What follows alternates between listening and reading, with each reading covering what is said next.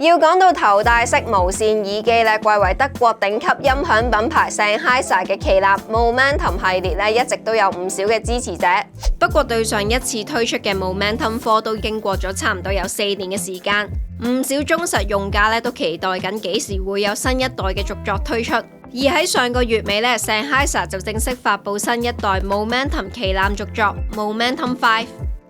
而呢一隻 Momentum 5咧就喺今日正式嚟到香港，我哋就有幸率先試玩。對於我哋擁有上一代 Momentum 4嘅一位編輯 A 嚟講咧，佢話試玩完 Momentum 5咧，可以俾一個答案大家就係今代值得課金升級。至於今代有啲咩升級位咧，音質表現又係點呢？我哋即刻同大家逐一介紹。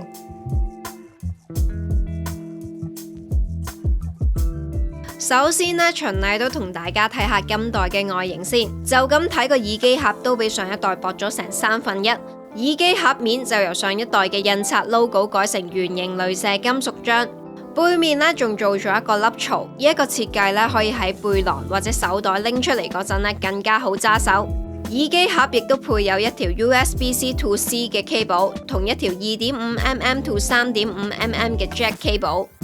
嚟到耳機本體啦，今代耳機外觀上呢，驟眼睇同上一代唔算有太大嘅分別。耳機頭帶繼續沿用上一代具特色嘅招牌布藝頭帶，頭帶兩邊嘅 Sennheiser logo 亦都改成同耳機盒面一樣嘅圓形鐳射金屬漿，更加凸顯品牌嘅特色。而耳機最大嘅分別呢，就係耳罩外殼採用全新平面設計，配搭埋金屬防風網罩。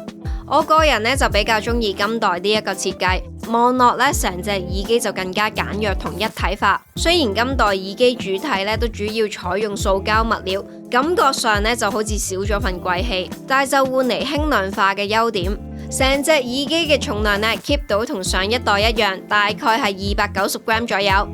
而喺連接同操作方面 ，Sennheiser Momentum 5配備咗藍牙5.4，未來仲可以透過 firmware 更新到藍牙6.0版本，亦都對應翻自家嘅 Smart Control Plus App 操作。佢仲獲得 HiRes Audio 高清音效認證，配備 Snapdragon 3技術，除咗支援 AAC、SBC 基本編碼之外，亦都支援 aptX、aptX HD 同 aptX Adaptive 高解析編碼。今代支援埋 aptX Lossless 無損編碼，無線播放音質再進一步提升。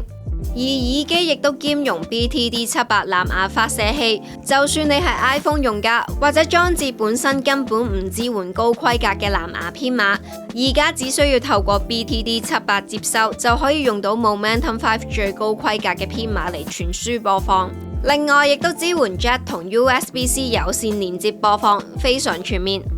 喺操作方面呢 Momentum 5同上一代一樣，主要嘅操作呢都係喺右邊耳罩嘅 Touchpad 上面。基本上呢一套操作非常之易上手，尤其係喺 ANC 同 Transparent Mode 之間轉換，只係需要兩隻手指喺面板上面撐開或者收窄，就已經可以切換到，甚至呢可以微調兩者嘅強度，夠晒直接。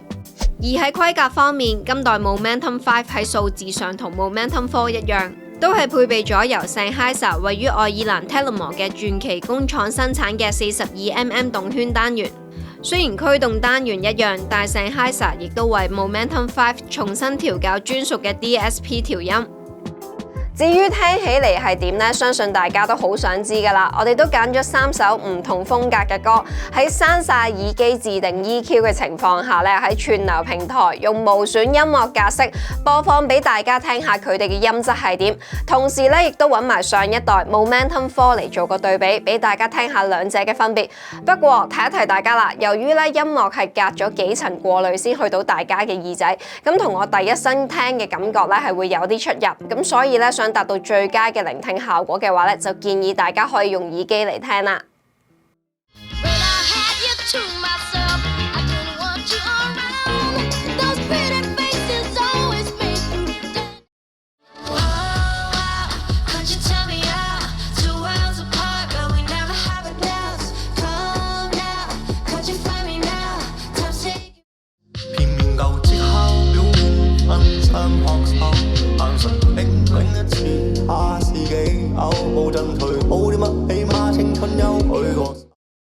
試聽完之後咧 ，Momentum 5同上代最大嘅分別咧就係佢嘅音場同埋佢嘅分析力咧都有明顯嘅提升。雖然咧佢嘅調音咧都係行大眾化 pop 嘅路線，但係咧低頻方面咧量感就比上代更加厚實同埋有衝擊力。每一下鼓聲咧都更加實淨，更加有層次感，同時咧都唔會太過 over，影響到中高頻嘅表現。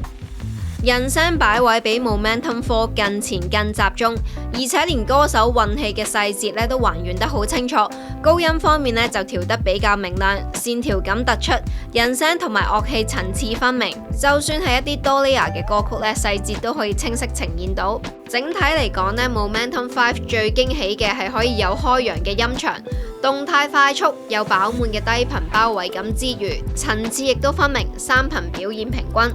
而且仲可以喺 Smart Control Plus App 入面，利用佢入面嘅聲音個人化功能，透過聽感測試，幫你調校到你最中意嘅調音，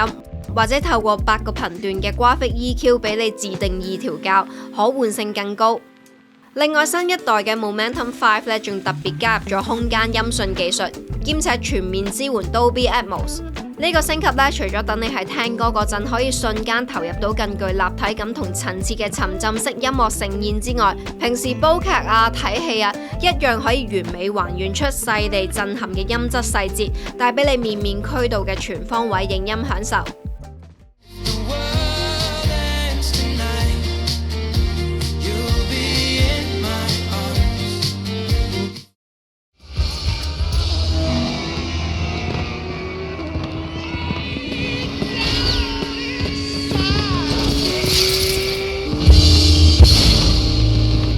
喺主動降噪方面咧 ，Momentum 5嘅左右耳罩合共配備咗8個數碼咪高峰，比上一代足足多咗1倍，令中頻降噪效果比上代提升咗足足3倍。耳機搭載咗 Adaptive ANC 技術，因應周圍嘅環境，自動調節出最適當嘅降噪強度，而且仲特別設有專屬嘅防風噪模式，全面照顧到唔同場景嘅需要。至於實際嘅降噪表現係點呢？我哋會喺室內播放街道嘅雜音，盡量模擬翻日常真實嘅情景去呈現翻個降噪效果，同時咧都會用埋 Momentum 4嚟做個對比，俾大家聽下兩者嘅分別。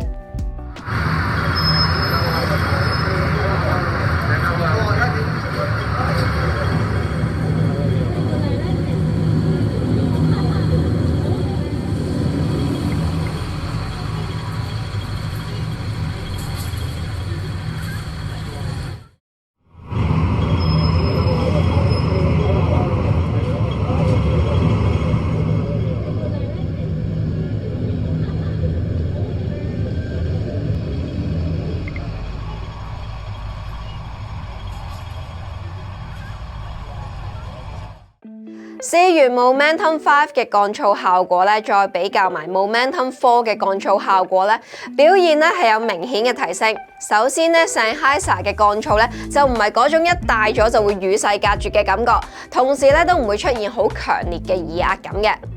喺唔播歌嘅狀態之下咧，基本已經可以隔絕到大概80%左右嘅環境雜音。加埋播歌嘅話咧，除非身邊有人好大聲咁樣講嘢會聽到些少之外咧，大部分列車行駛、機械運作嘅聲咧都可以抑制到。而通透模式嘅表現咧亦都有所提升。上代耳機接收聲音咧已經好自然噶啦，但今代喺耳罩上面加入咗金屬防風網罩，就算喺通透模式之下，噪音咧亦都比上一代抑制得更好。最後咧，我哋就梗係要試埋 Sennheiser Momentum 5嘅通話質素。今代耳機咧喺收音方面咧都落咗唔少嘅功夫，每邊都配備咗2個波速成型咪高峰，配合埋語音偵測技術，務求令收音表現更加精準。同時佢仲支援埋自動質音功能，等大家傾電話聽到自己把聲嗰陣，感覺會更加自然同舒服。喺跟住落嚟嘅實測入面咧，大家就可以特別留意一下耳機處理環境聲同埋人聲嘅細節，聽下講嘢夠唔夠清晰流暢。另外咧都可以留意埋佢個連線穩定度。你哋而家聽緊嘅係 Sennheiser Momentum 5耳機喺室內收到嘅聲，唔知大家覺得個效果點呢？你哋而家聽緊嘅係 Sennheiser Momentum 5耳機喺室外收到嘅聲，唔知大家覺得個效果係點呢？講到續航力咧，今代 Sennheiser Momentum 5咧單次充電就可以提供高達57個鐘頭嘅播放時間。單睇數字咧，大家可能會留意到佢比上一代少咗3個鐘，或者咧可能會覺得有少少失望。不過廠方都有就呢一點解釋翻，其實耗電量嘅變化係為咗換取更強大嘅功能。Momentum 5嘅主動降噪咪高峰數量比上一代足足多咗1倍，令到中頻降噪效能提升。再加埋今代仲支援 3D Dolby Atmos 同埋頭部追蹤功能。雖然呢一連串嘅硬件同埋功能升級，無可避免會增加咗耗電量，但係耳機喺開啟咗主動降噪嘅情況下，依然能夠維持到有57個鐘頭嘅播放時間。呢個表現其實已經比市面同類產品嘅耳機長氣，亦都支援埋快充功能，只要充10分鐘就可以有7個鐘頭嘅播放時間。最值得一讚嘅就係今代 Momentum 5仲採用可以更換電池嘅設計，就算電池用到老化拎翻去原廠更換電池，耳機就可以重新啦，延長產品壽命之餘仲可以減少電子廢物。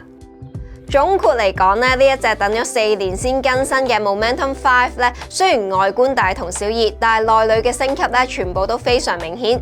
首先 Sennheiser 為今代耳機重新調校專屬嘅 DSP 調音，兼支援 aptX Lossless 無損編碼，令音場同分析力都有躍進，低頻更加紮實，仲首度加入 3D Dolby Atmos 空間音訊，無論聽歌定係煲劇，立體感同沉浸感都比上代更好。另外喺主動降噪方面，麥克風數量加倍至8個，將中頻降噪效能提升3倍。隔音更好之餘又冇耳壓感，連帶通話收音同防風噪表現都全面優化。續航力方面雖然功能變多咗，但係都仲有57個鐘嘅超長續航力，加埋充電10分鐘可以用到7個鐘嘅快充，基本上完全冇電量焦慮。而且採用咗可以更換電池嘅設計，大大咁樣延長耳機壽命，減少電子廢物。無論你係追求極致音質定係強效降噪，Momentum 5喺功能同埋耐用度上面都交足功課，而價錢都只係3299蚊，係近年最誠意十足嘅旗艦升級之作。如果大家對 Sennheiser Momentum 5有興趣嘅話，可以喺 description 裏面條 link 了解更多佢哋嘅產品資訊。今次嘅介紹就嚟到呢度啦，我哋好快又有新片同大家見面，記得 subscribe 我哋嘅 YouTube channel， 再撳埋隔離個鐘，我哋下條片再見，拜拜。